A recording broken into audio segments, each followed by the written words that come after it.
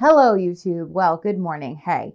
As you saw at the end, obviously at the end of the last clip that you were just watching, but my pieces, when I was soldering the top little A onto the rest of the structure of this bracket that I'm making out of sterling silver, some prongs fell off, and I was looking at it, and I have, it's a new day now, and I was thinking about it, and I just think that I'm going to start over. Right now, I'm just going to do it. I'm going to film, but I'm not going to explain what I'm doing, and then I'll do a voiceover. So here is the footage of me starting these two sterling silver components completely from scratch. And sometimes it's just the best, easiest, and most efficient way and most mentally sane way to move forward with something like this. So we're going to do that now. I'm going to start again by bending the wire into a circle. And once again, use my jeweler saw to cut the circles apart. And then I'm going to make sure that the ends are meeting really nicely. And then really quickly put the flux and solder on and solder them closed again.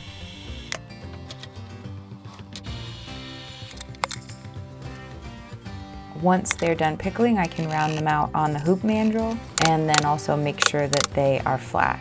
I decided to harvest the top segments off of the old unused assemblages, and now I'm soldering them onto my new circles.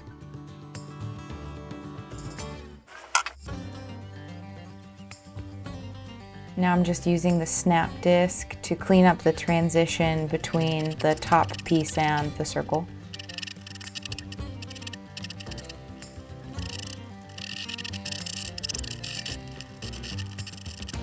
I decided instead of doing 8 prongs that I was just going to do 3 prongs for each one. Once the prongs are marked, I can insert them in the fire brick accordingly, and with a little bit of flux, a few pallions of solder, and some heat, we're done.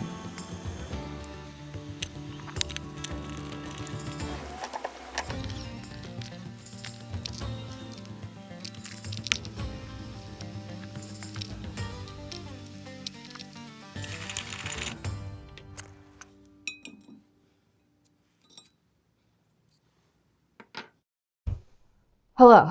Yes, I am still here. I'm not going to be just like in voiceover land for the rest of this video. I'm back now.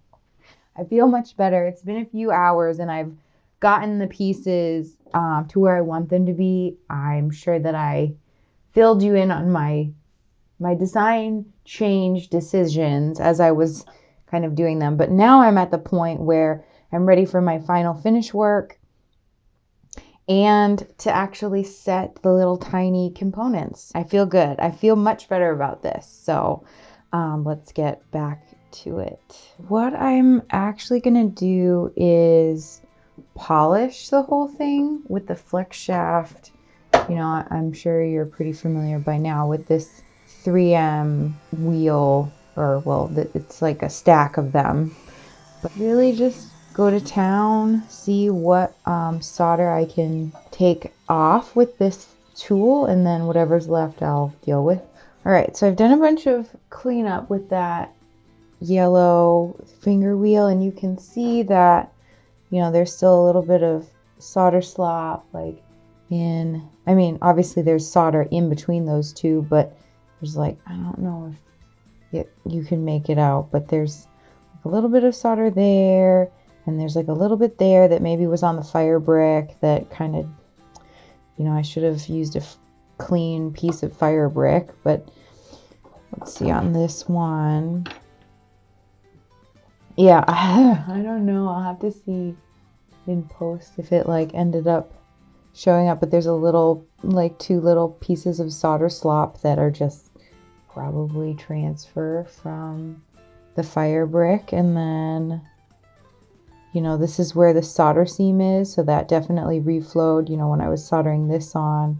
That solder looks a little gunky, but oh, there's definitely solder. I don't know if you can make it out right there. So I'm just going to clean it up. I've got some tricks up my sleeve, but basically I'm just gonna start with a good old-fashioned folded piece of sandpaper, and this is probably, if I had to get, I mean, this is pretty aggressive, so this is probably 320.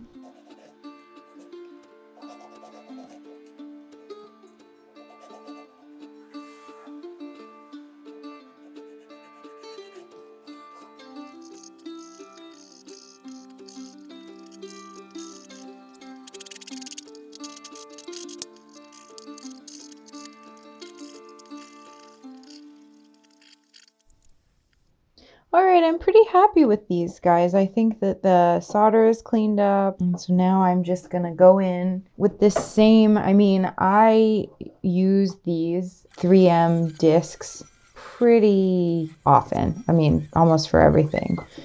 I think that they work really great to get even surfaces, and actually, you know, the finish. I kind of like the brushed finish. All right, I'm pretty happy with that. So now I'm gonna, you know, work on the prong situation and what that's gonna look like. I've come this far. I don't want to mess it up now. I mean, I won't mess it up. It's fine. It's gonna be fine. I'm telling myself that it's gonna be fine. But just gotta forge ahead and bend these. I'm trying to figure out what I want to bend the prongs with. Maybe I'll just cut them a little bit shorter by eyeballing it and then bend it. It's going to be great. Let's go. I literally am just going to eyeball this like that long, maybe. All right. She did it. All right, so it's about 5 millimeters. So I'm just going to cut the rest of them without cutting my ruler. I mean, they're gonna have to be shorter, so sorry, excuse my reach. I want them to be like round. Okay, so I got these like round nose pliers.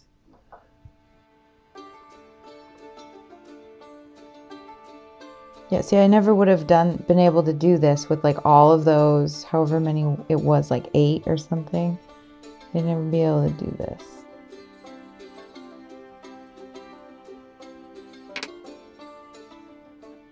All right.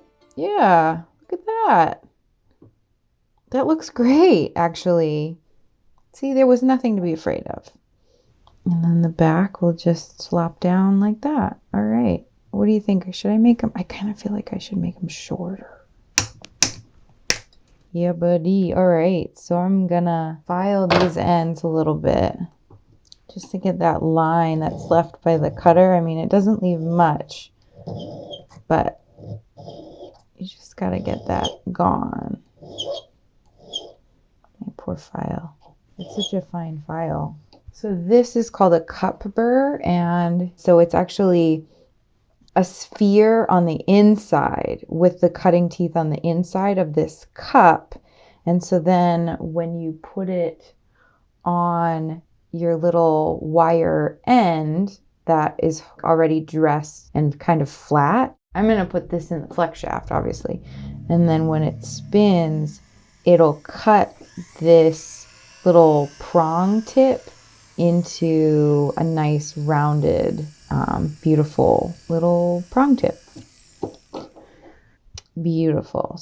I'm going to cut these down to size. So this is going to be the front, I'm guessing. And then the back is just going to be laid down, and so it might not be as curved. But I'm going to cut these at 4 millimeters.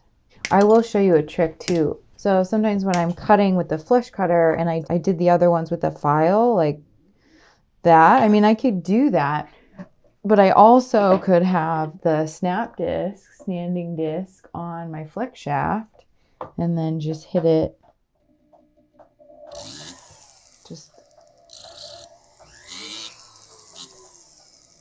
And that's done, and it's beautiful. you know, and that's nice and quick, but sometimes you don't want to spend the time to change your flex shaft tool. You just want to go for it. Go for it with the file, I mean. A lot of the things with the flex shaft you can do by hand. I have seen people do the cut burr by hand. I just don't. Awesome. All right, what do you think? Should we try and set one of these? Oh my goodness. No pressure or anything.